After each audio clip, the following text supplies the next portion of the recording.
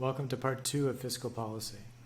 So we've talked about how a government might spend money or change taxes, increase or decrease taxes.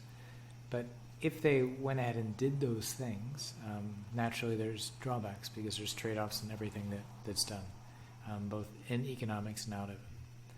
So one of the weaknesses of fiscal policy, so government spending or taxation, is that there are often lags, and lags just means it takes more time between the start of or the initiation of something and the culmination or the result that happens.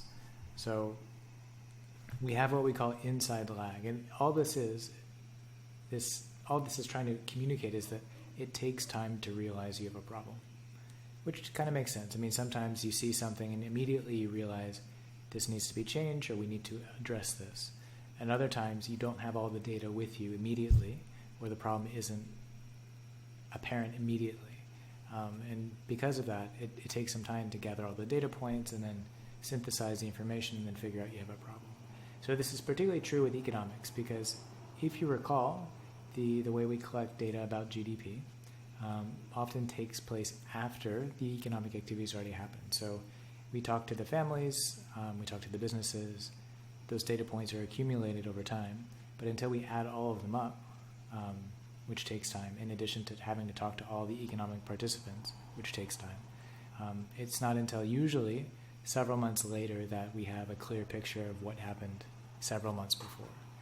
Similar with CPI, we don't know what actual inflation was until after we've calculated all the information, after gathering all the information to figure out what the cost of the market basket is and whether or not it changed over time. So one, data gathering takes a long time, and then data synthesis takes longer, and then someone actually needs to look at the data to determine whether or not we have a problem. So those are all kind of the inside lags. The third one, the second aspect of inside lag is even once you figure out that you have a problem, then within the government, you need to negotiate and figure out how you're going to solve the problem. So you need to talk to different ministries, maybe you need to get different politicians on board, and of course, because politicians are human, and humans can be petty or have personal biases, it can be difficult to work out a compromise or agreement. So all of this is happening within the government, and all of this takes time. So once we've accomplished all of those things, and finally the politicians have agreed and we have a law that's in place or a spending, money that's allocated for spending, it still takes time to spend money. I know it sounds ridiculous that it takes time to spend money, but if you were a billionaire or you had several $1 billion to spend, it's difficult to spend it all at once. Which may sound a little bit weird, but if you think about it, in practice, just the practicality of having that much money and trying to spend that much money all at once, especially if you're trying to either distribute it to individual people or individual transactions, it can't be done all at once. So it takes time to spend money as well, and we call this the outside lag. So once they've gathered the data, they've made an interpretation of the data, they've made a decision, and they've negotiated it, then they need to actually implement it. So the execution takes time as well. Political motivation, every politician virtually, with the exception of the dictatorships, nobody talking about any dictatorship in particular, everyone faces re-election. So in order to get re-elected, voters need to appreciate or like that politician. And one of the ways politicians can be appreciated by voters is if they bring benefits to those voters. So most voters typically prefer to have more money or receive more money or have lower taxes than pay higher taxes or receive less money or receive less benefits. So we're human. Politicians know this, and they try to push for typically spending measures or lower taxes, so expansionary policy rather than contractionary policy, even if contractionary policy might be the better policy for the government and the long-term planning of the society. So again, it's always more popular to receive than give. So voters will almost always ask for more rather than be okay with less, even if it's in their best interest long term. There is a Latin phrase, panem et circenses. Panem, if you remember, is the name of the country in Hunger Games. But this is a phrase from the Roman satirist Juvenal, and he's basically talking, panem is bread, et is and circenses is circuses, and it refers to those things that the government spends money on to placate, to appease, to make the people happy, and maybe distract them from the long-term problems or the corruption in the government. But this happens in virtually every government around the world, so that some money is almost always lost, and fiscal policy is almost always at least slightly inefficient in the way it happens. The other thing is, if you have a federal and state system like you do in the United States, so that we have the federal government, which is the government for the entire United States, but then each of the 50 states in the United States also has their own government that spends money. If you go down even further, each city typically has their own government as well. So the spending priorities of the national government, the government for the entire United States, the federal government, may be different than the spending priorities for the state government, which may be slightly different than the city level priorities.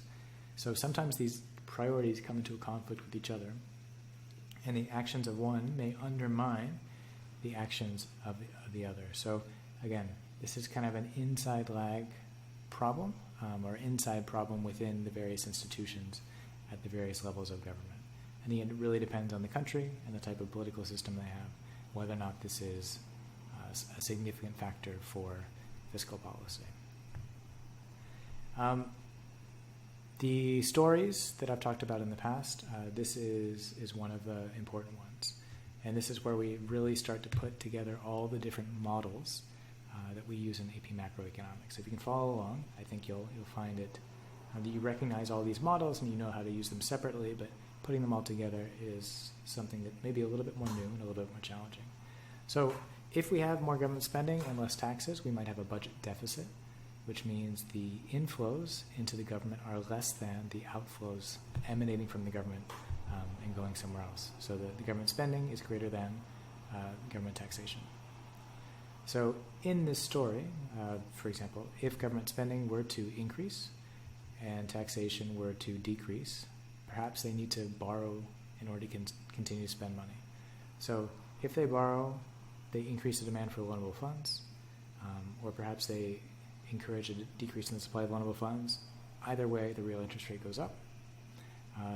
Increase in real interest rate leads to decrease in gross private investment. Because of the increase in interest rate, there's more demand for the dollar because investors want to invest at higher interest rates in the U.S.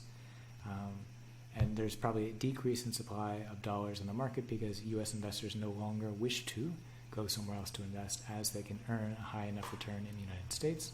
So dollar appreciation, which causes exports from the United States to other countries to decrease, and imports from other countries into the U.S. to increase because the dollar is now relatively more valuable. So overall, net exports would decrease. And then you'll notice that this answer right here, this story, includes the various models. We have ASAD, we have loanable funds, we have Forex, we have potentially balance of payments or capital flows. And all of these three are kind of working together, and there is a chain of causality. So one thing causes another, causes another, causes another. And these are, once you have a good handle on these, you'll be in a good place for the AP exam. So graphing this, you may remember loanable funds. So this diagram is not new. So on the left-hand side, we have loanable funds. On the right-hand side, we have gross private investment, investment demand. So a situation where government needs to borrow money to continue spending increases demand for loanable funds. I'm not going to go step by step because I believe most of you know or remember, but the story is below. So this is, again, where we get crowding out. Government activity drives up the interest rate, reduces the incentive for firms to spend. They have been crowded out from the market and no longer invest at the firm level. So the opposite side of expansion is contraction. So crowding in, and this is kind of the same story in reverse. If we have less government spending and more taxes, that means inflows to the government potentially are more than outflows, and we get a surplus, or the budget is moving towards surplus. And you can go through and kind of follow along. I'm not going to narrate this one as much, but if you have any questions, please let me know.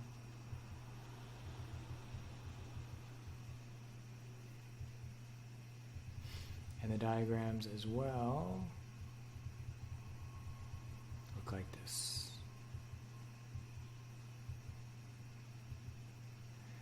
Question, does debt matter? So there are countries that have a lot of debt. Japan, the country in the center, their debt is 238% of GDP. What does this mean? That means the total amount of debt in their country is 2.4 times greater or larger than the amount of output or real GDP they have in a single year. So they owe more than their country produces in a single year. But Japan's still around. And Japan's still a pretty nice place to visit and a pretty nice place to live. So the question is, does debt actually matter? And there's various opinions on this. We don't have time to get into them, but there are economists who feel that too much debt will slow down economic growth. There are other economists who are kind of pointing out that debt hasn't really affected Japan that much. And there's a lot of countries who are above 100%, meaning they have more debt than they do. The total amount of debt they have exceeds their amount of GDP or amount of real GDP output. Something to pursue at university level. Last topic, supply side. So supply side argues that instead of focusing on demand, we really should be focusing on supply.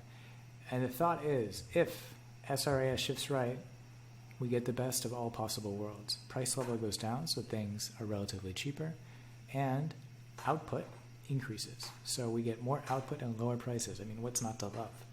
The story follows below. So some economists, some policymakers suggest that if only we can do supply side, then most of our problems will be solved. We only get more of the good things we want and none of the bad things we don't. The reality is a little bit more complicated because it doesn't always work. It is the bottom line. It also is along with the school of thought, so the neoclassical school of thought, that the market will solve all the problems. Government typically shouldn't intervene or spend, a la the Keynesian aggregate demand idea, but really focus on AS and improving incentives for firms to figure it out on their own, or firms to act. So some of the ways supply side shows up in the real world, if they have lower taxes on savings, that encourages more people to save. More savings means more investment. More investment means more capital formation. More capital formation means more economic growth. Lower taxes on income, so for both firms and households.